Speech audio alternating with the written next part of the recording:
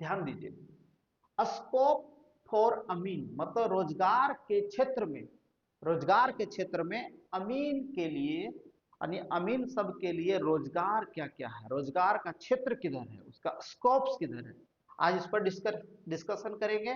और ये पूरा हम लगभग मोटा मोटी 80% एक स्लाइड में पूरा कंप्लीट लिख लिए हैं, बता रहा हूं, डिस्क्राइब करूंगा।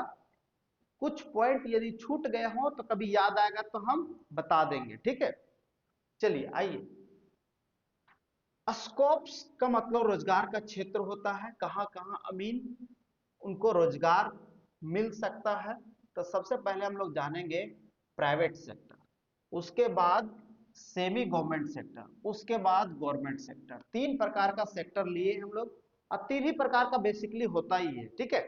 आइए, सबसे पहला जो छोटा चीज है वो सेल्फ एम्प्लॉयमेंट है। सेल्फ एम्प्लॉयमेंट मतलब स्वरोजगार, वो खुद से रोजगार है सृजन कर लिए। जैसे हम अमीन का कोर्स कर लिए, हम सब कुछ जहां गए फील्ड में गए, ट्रेनिंग ले लिए, सब कुछ कर लिए, अब हम खुद से काम करेंगे, तो ये सेल्फ एम्प्लॉयमेंट हो गया, सबसे छोटा वाला चीज है ना। दूसरा, डेली बेसिस वर्क। ये आप मत समझिए कि सर हम जा रहे हैं डेली काम करने, तो वो तो सेल्फ हुआ, लेकिन हम डेली बेसिस वर्क कहाँ पे कर रहे हैं, तो देखिए ध्यान से, यहाँ नीचे लिखे हुए अंचल में मतलब ब्लॉक में, भू अर्जन में, पीडब्ल्यूडी में और एनएचआई में, ठीक है। ये चारों जगह डेली बेसिस पे भी रखा जाता है। अभी बहुत सारे हमारे यंगस्टर और हमारे सीनियर्स डेली बेसिस पे काम कर रहे हैं, ये सभी जगह अंचल में, भू अर्जन में, पीडब्ल्यूडी में और एनएचआई में, ठीक है। इसलिए इसको डेली बेसिस भी एक रोजगार ही है।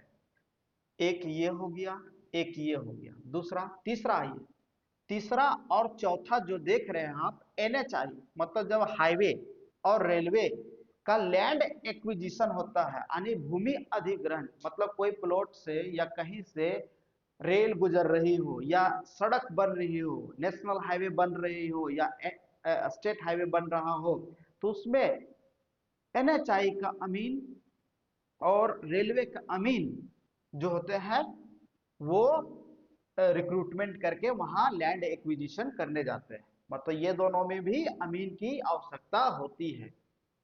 नेक्स्ट, माइनिंग सर्वेइंग मतलब जहां खनन है, खनन, आप धनबाद एरिया में, बोकारो में, जमशेदपुर में, रांची में, बहुत सारे जगह है जहां खनन होता है, माइनिंग सेक्टर है, वहां पे अमीन रिक्रूटमेंट किया जाता है, यानी माइनिंग सेक्टर में भी अमीन की आवश्यकता होती ही है एनी हाउ। ये हो गया।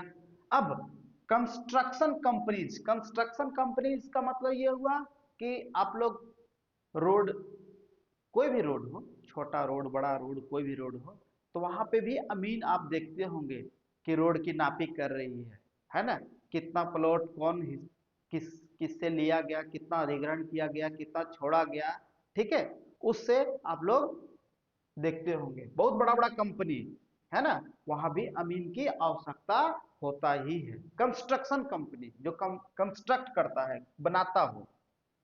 और नेक्स्ट आपका है कि अमीन टीचर, अमीन का teacher, Amin as a teacher जो अमीन की प्रशिक्षण देते हैं, पढ़ाते हैं, चाहे वो आईटीआई कॉलेज हो, डिप्लोमा कॉलेज हो या कोई इंस्टीट्यूट हो, ठीक है, यहाँ पे भी अमीन की रिक्रूटमेंट चाहिए ही चाहिए।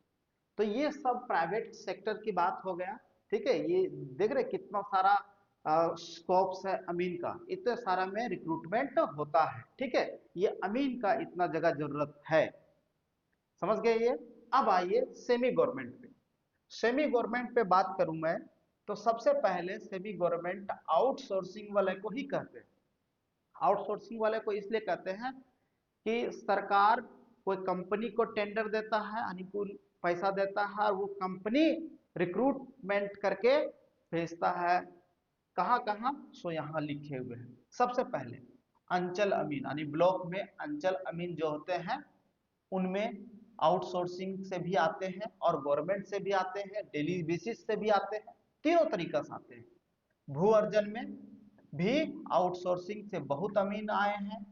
पीडब्ल्यूडी में जो अमीन होते हैं पब्लिक वर्क डिपार्टमेंट, ठीक है, पब्लिक वर्क डिपार्टमेंट यानी PWD, जैसे कोई रोड हो गया कालीकरण करना है तो वहां भी अमीन होते हैं, तो PWD अमीन होते हैं, फॉरेस्ट अमीन होते हैं, ठीक है, NHI अमीन होते हैं, JSMDC Jharkhand state mineral development corporation, ठीक है, ये JSMDC, ठीक है।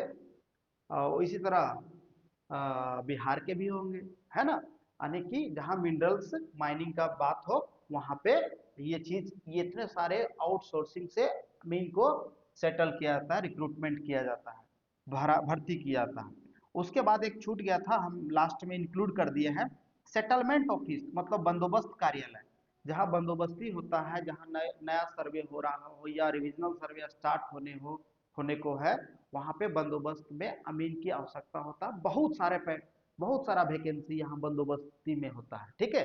यहाँ का वैकेंसी, ये सब का वैकेंसी नंबर ऑफ पोस्ट 1 2 3 बस इतना ही, मैक्सिमम 5, और यहाँ पे नंबर ऑफ पोस्ट 10 20 30 ऐसे करके होता है। तो यहाँ पे नंबर ऑफ पोस्ट अमीन का जो होता है वो ज्यादा होता है as compare to this one, ठीक है।